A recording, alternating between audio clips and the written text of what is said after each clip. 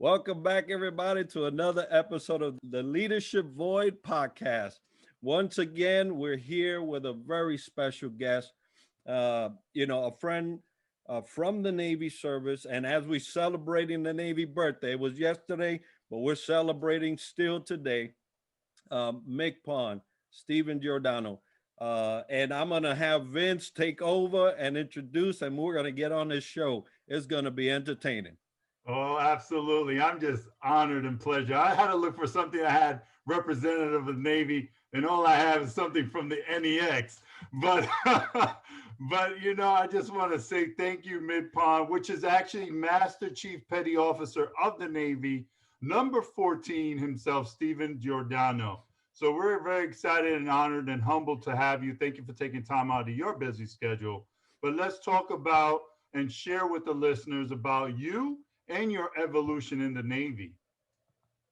Oh, I guess you're kicking that over to me now. All right, no pressure on me. Hey, we started this thing with a great smile on our face, and you know what? That's a true smile, an authentic smile, if you will, because we linked up a couple minutes ago before we came on the air here, and we were having a great conversation, just catching up with one another. And, before we really get into, the question piece of this, as Enrique already mentioned, got to give that shout out, to our shipmates out there on a very happy and blessed 245th birthday, and not just to our sailors, but to our families as well, too. Because, we are a powerful naval force, the most powerful force in the world. And we're only that powerful force because of the sailors, the Marines, the Coast Guardsmen that are out there operating on the seas on a regular basis, a lot of times in harm's way. But a lot of them are able to do what they do because of the love and support that they have back home from their friends and their families. So God bless everyone for what you do every day, for allowing them to be those people that our country asked them to be. And again, happy birthday to you all. Vince, Enrique, I'm honored and humbled to be on the show with you. You guys are just two amazing gentlemen. Love to see you giving back every day. I mean, you've had some amazing speakers on the show. And when you reached out to me and asked me, I mean, I kind of had to scratch my head and go, why me? And I appreciate the laughter there, Enrique, because you're probably still sitting there going, why him? Right? Well, maybe we'll figure out the answer to that question by the end of the show. So to your question there, Vince, like a lot of people, we start our journey in life and in careers kind of not knowing where it's going to go. What launched us to that, kind of first stone. And to be honest with you, and I give great respect, credit to a young man at that time that had a profound impact on my life. Kevin and I, we grew up in high school together. We decided to join the Navy together. I should say he decided to join, and I just kind of followed suit. And were it not for that man, I don't know if I would have joined the Navy. I do know that I didn't have much going for me at that time in my young life. God bless my mother, single mom, raising 7 kids. I mean, one of the strongest women I know. And I probably don't give her enough credit every day. I don't call her enough. I don't tell her I love her enough. I wish I did more of it. Maybe this show will be a reminder of me and a reminder to everybody to take those times to say thank you and I love you for what you allowed me to do and to be that person for me in my life. So I kind of said, all right, let's do this. Let's go figure out what this thing, the Navy, is called. Now, my father served for just a couple years in Little Creek, and my oldest brother, served for a couple years.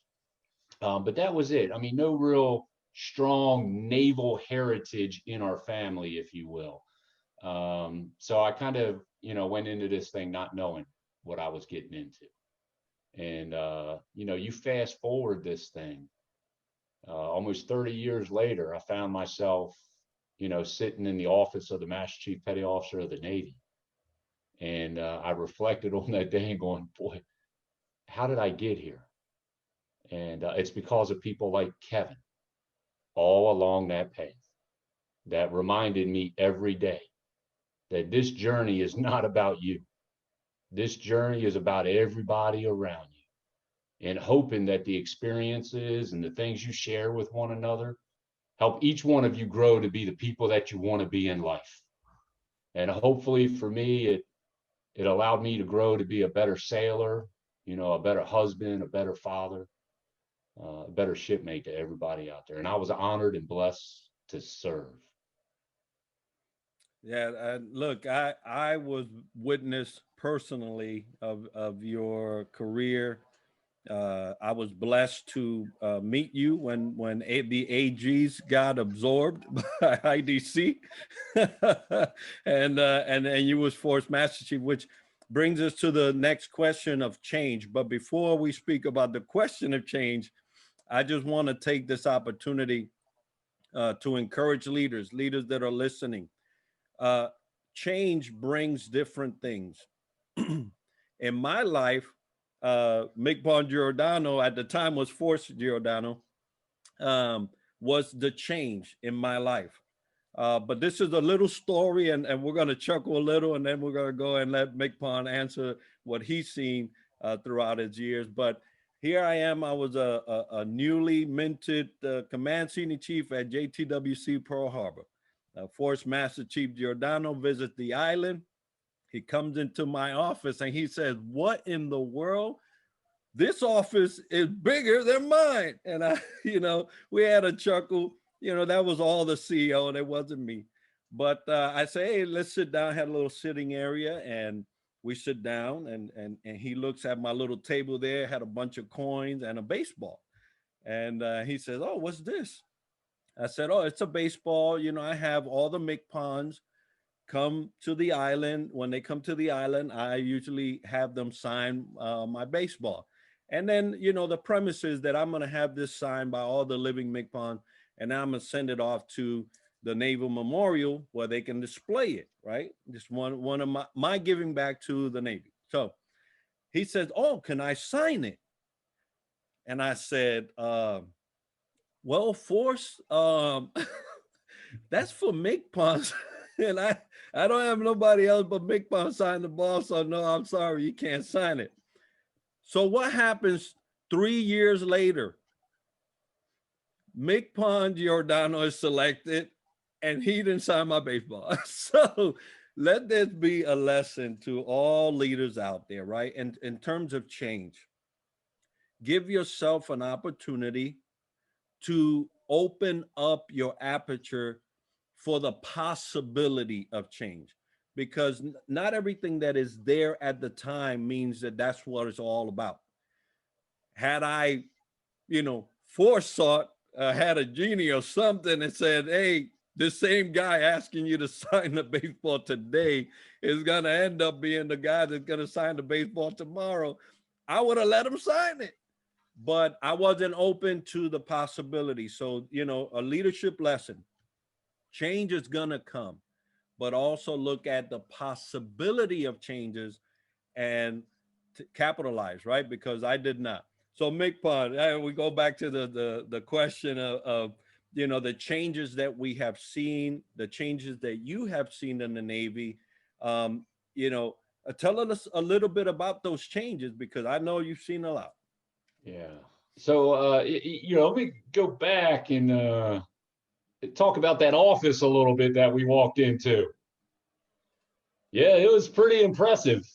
My goodness. To be honest with you, I think that office is still more impressive than the office of the MCPON. I mean, you couldn't find a space that didn't have some type of, yeah, look who I am memorabilia on it, right? I mean, it was quite impressive. But no, we had a great conversation in that room, and let me, about that baseball. If you'd have said, you know what, yeah, go ahead, Gio, go ahead and sign that baseball, no problem. we might have had a different conversation, right? Because, all the names, the very prestigious gentlemen that had signed that ball at the time, right? My predecessors, who knows what their response to that would have been if the next, retired MCPON, whatever, would have walked into your office or current MCPON and said, well, why is Steve Giordano's name on that ball? He was a force. He was never MCPON, or he signed that ball before he was even the MCPON. I bring that up because I got your point in that room. You were given respect to the Master Chief Petty Officers of the Navy and how high you held them in regard. And I appreciate that. I appreciate people that can say no to a senior leader, because those are the things that we need inside the rooms. And when you talk about change in the Navy, I think that's one of the things that we need to continue to remind ourselves of, is that it's hard to say no sometimes, but no has to be said, especially to senior leaders who are making profound decisions that's going to put significant policy and program in place that's going to affect 325,000 people specific to the Navy. And you need those senior enlisted advisors that sit at the table and go, hey, boss, no, that's not a good idea. So when you looked at me and said, no, Force, you're not going to sign the baseball, no problem. I'll come get you later there, shipmate. No, I'm joking, of course. But you know what? It's just, I'm in awe of the fact, and I think it's, interesting that one of the most prolific baseball players of all time, Jackie Robinson, talked about respect, and we're talking about respect right now. And I respected your decision in that room. I respect how you hold the office in extreme high regard, and all our sailors out there, as both you gentlemen continue to give back every day, and we very much appreciate it, and we monitor it from afar. Don't get me wrong, we all still monitor you guys. But Jackie Robinson was spot on when he said, I'm not really concerned with you liking or disliking me. All I care about is that you respect me as a human being. And you talk about change in the Navy. That's where we need to be at, reminding ourselves that people are also human beings, and don't get blinded by what we wear on our collar or on our sleeve every day. Our sailors look to leaders, not so much because of your technical prowess, if you will, but because of those things that you do wear represent maturity to them, and represent a person that can maybe speak from experience and soundly, and will truly listen to them when they come to them with those challenges and obstacles. Two of the other big changes I think that are taking place in the Navy, I'm not going to speak too much about, as far as the operational piece and the growth toward technology and UAVs and Space Force and all those kinds of things. That's just what's going to happen as technology continues to grow and expand. But I want to talk about the education of our force today. It is unlike any other time in history. Behind me, you'll see a flag encased, and there's a certificate on the wall as well. But inside the two circles, there's a coin and also a char of metal. And that metal is from the USS Arizona. And that was presented to me by a couple survivors of the USS Arizona when we hosted them and their families over at the Pentagon. And if those gentlemen, look at the Navy today and go, I'm inspired. I'm amazed at where we are. I'm amazed that I'm sitting in a large room with a senior enlisted person at the Pentagon. They couldn't imagine it. They would have never thought about it in their careers, because we didn't have senior enlisted advisors in each one of the services, till about 15, 16 years after the tragedy at Pearl Harbor. That's just an example of change that has happened across all the services. The other piece of change is kind of where we are as leaders. reminding ourselves to be authentic, competent, and courageous people every day, and how we're going to train and develop those leaders to be mindful and operate correctly in those realms. Absolutely, MCPON. I mean, hearing the story first, I'm a little jealous being Air Force. I thought we had all the bells and whistles, but well, you do have the bells and whistles, but you know what? There's a significant, and God bless you. God bless you. We're all in this thing, and we all raised our right hand and said, "I'm going to go serve." For whatever reason or another, I'm going to go serve. And thank you for that service, Vince.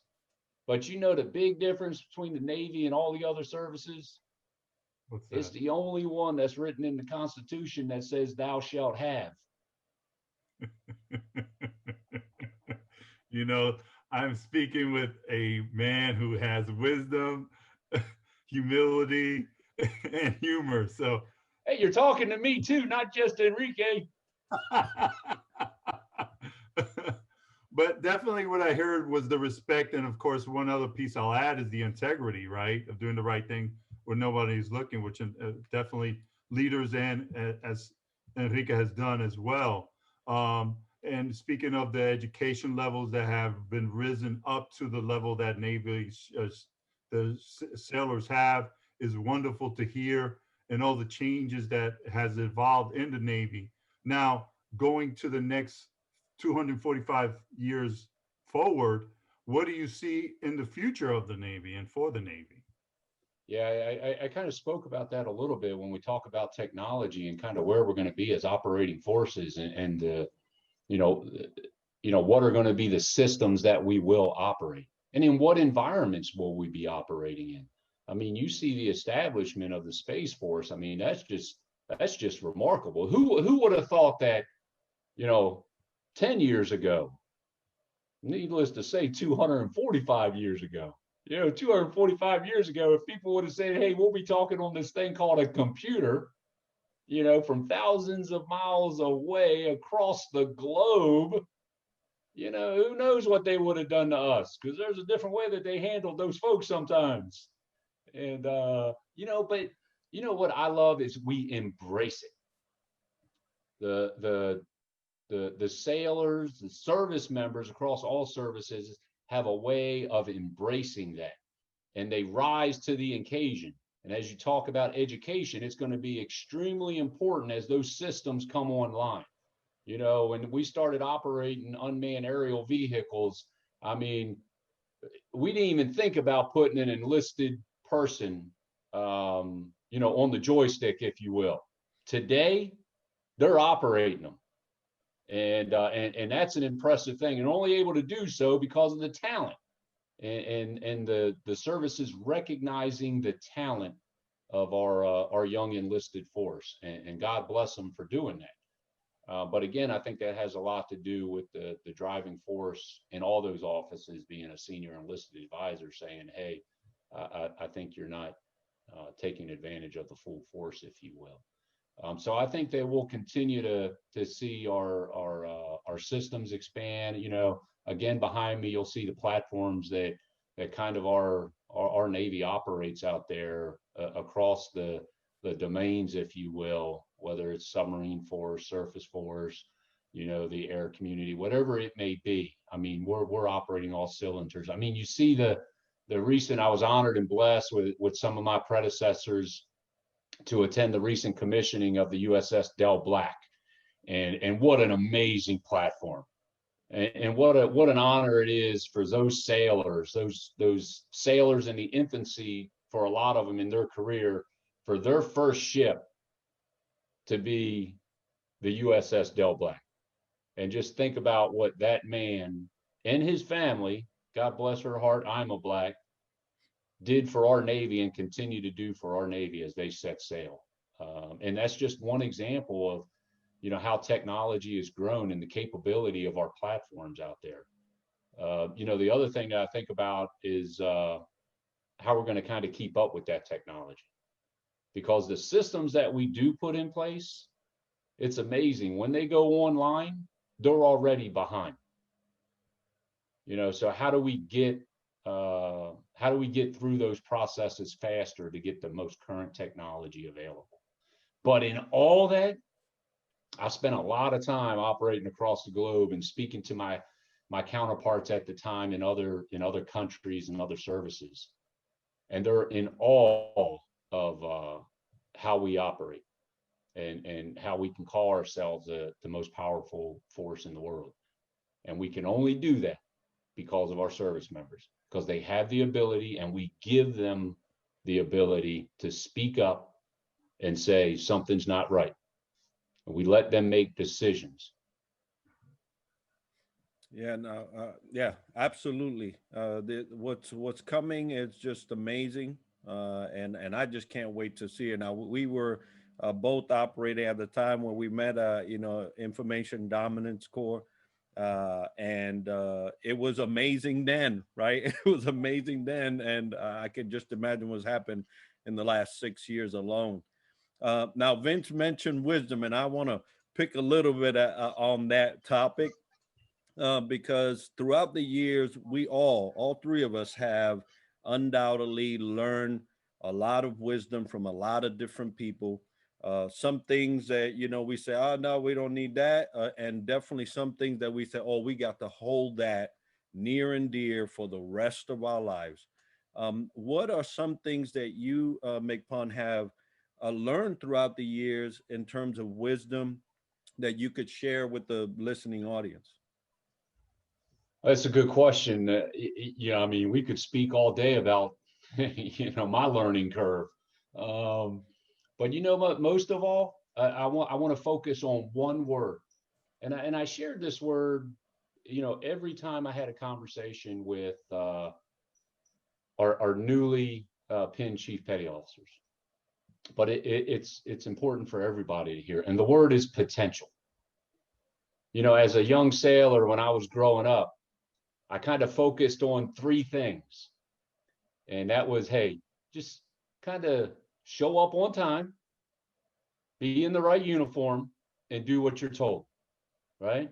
And I failed sometimes in those regards. I'll be honest with you. I think we all can admit to that.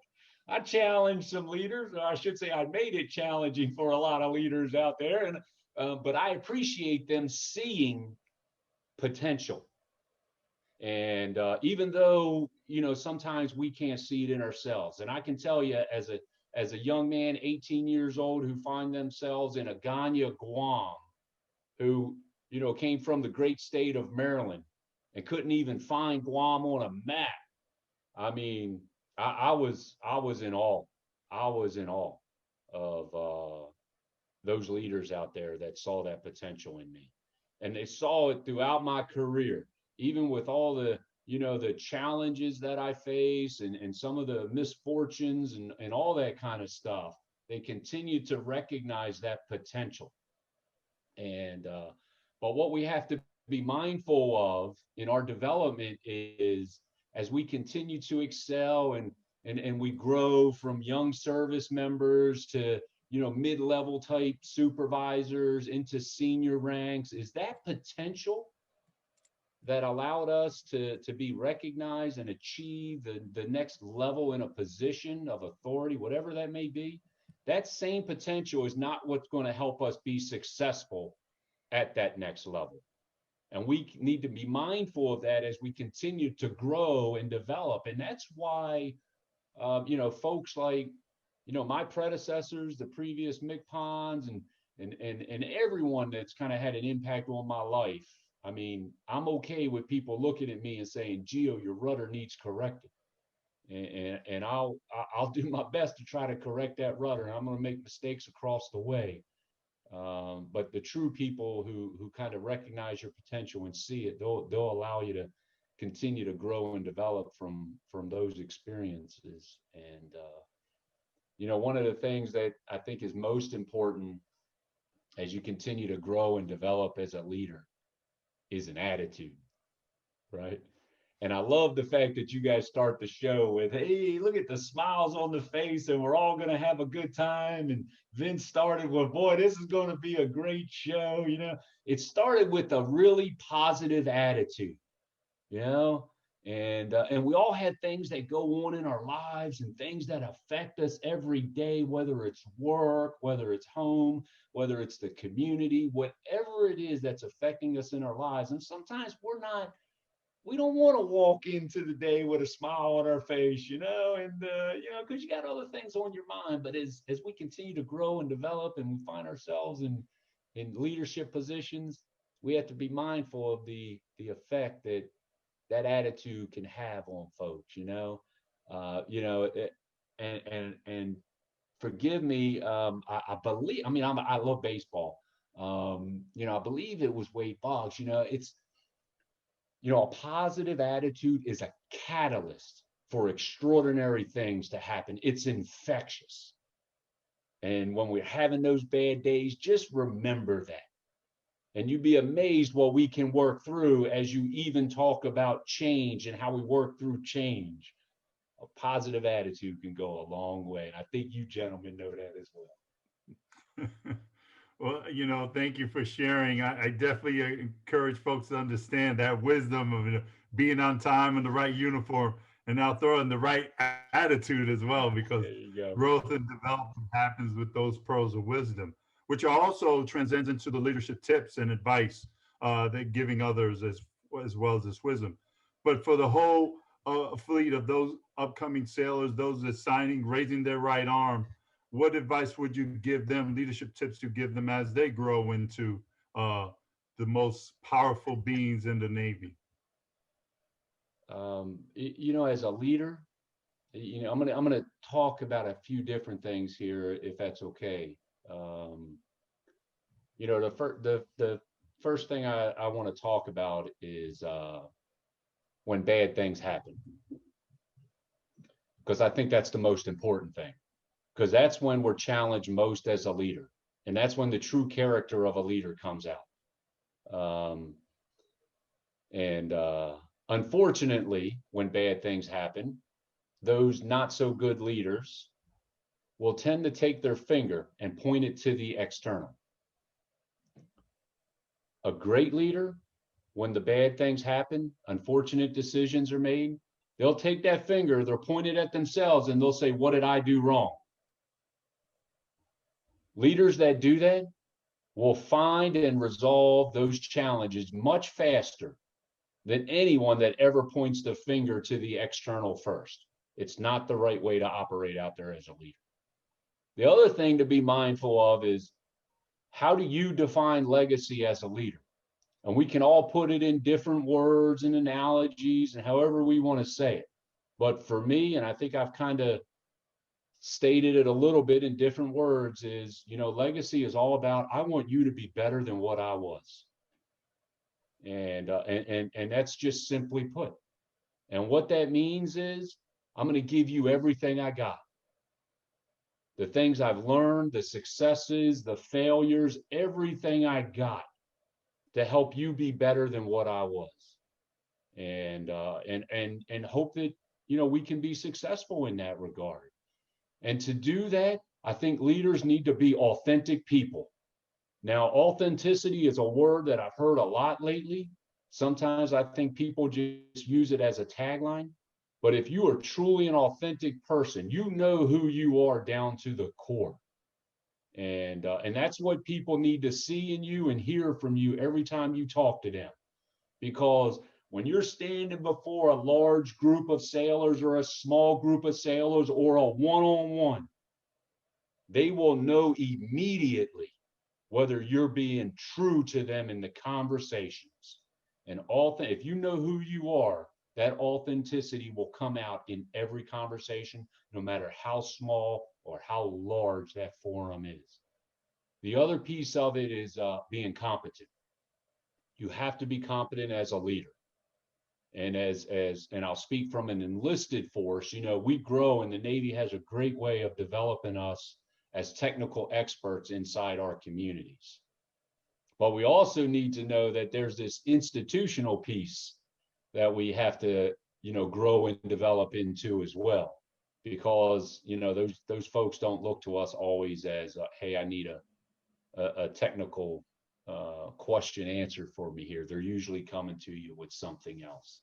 And we have to be mindful of that. So we need to continue to develop our competency across a number of spectrums, whether it's institutional, whether it's as a technical expert, or whether it's just developing those people skills. Being able to sit down and truly listen to people is one of those, and I think is the most important of those skills. And they'll tell you it's probably the mother of all virtues. And that leads right into the final piece of kind of what I'd like to talk about with leaders is courage. And, you know, I think of courage as our ability to sit down and listen.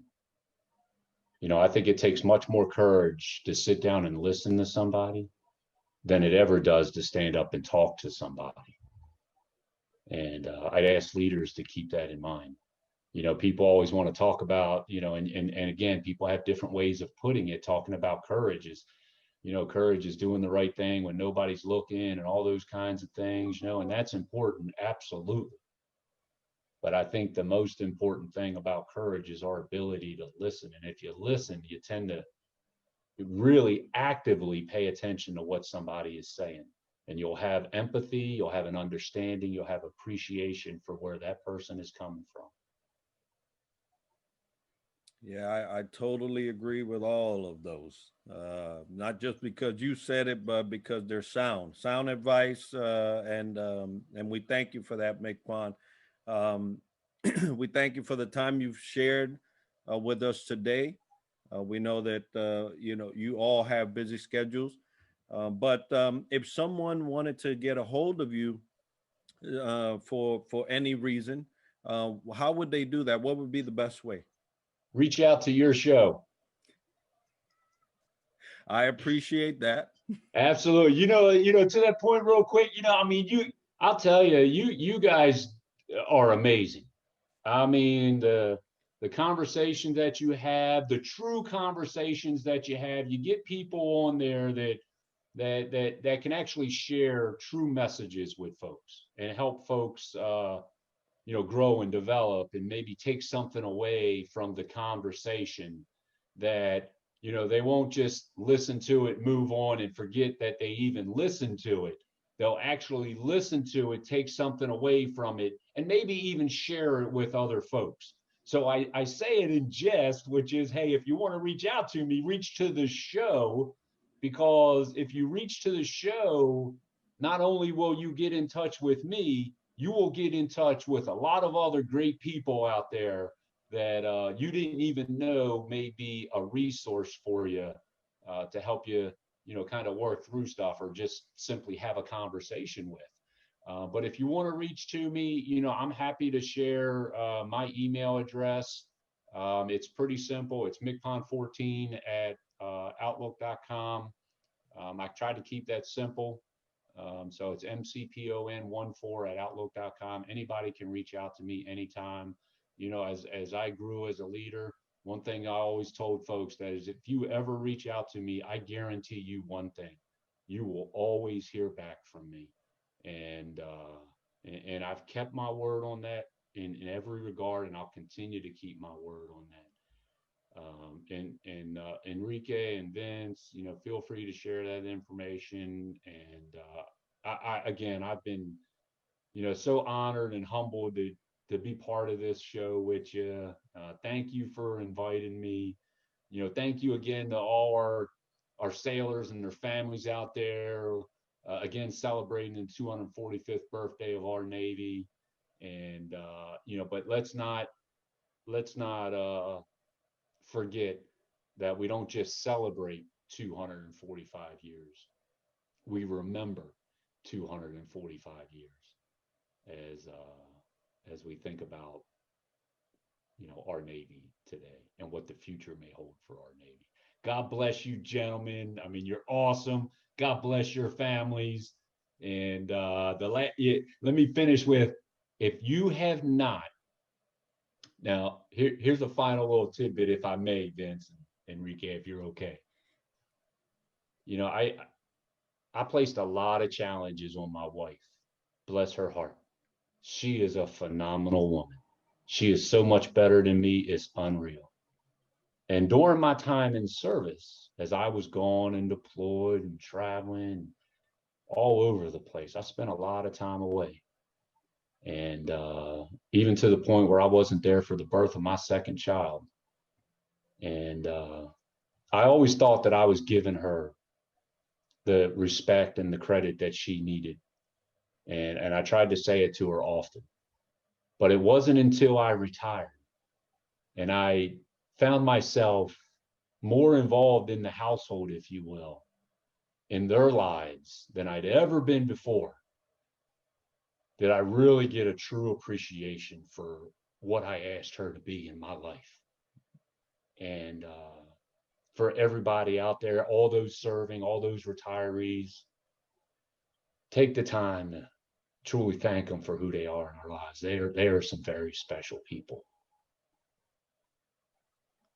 Yeah, that's very emotional, very heartfelt there, MCPON. Actually, thank you for sharing that, because added value to our lives is what they do for us and their sacrifices. So great. I want to share that as well. My wife and Enrique's wife, they all have done a lot for us. So thank you for adding that to the equation here.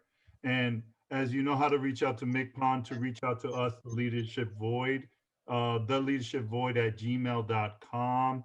If you would like to be on our show, have any questions, or have any paraphernalia you'd like us to showcase during our time together, let's please reach out to us. And as you know, we continue on the show next week. We're very grateful for today. It's 245 years. Both these gentlemen, all the sailors out there, of not just celebrating, but also remembering the Navy. But we're going to the Marines next week and talking with Baron Mills, and he's actually wears many hats here in Central Florida.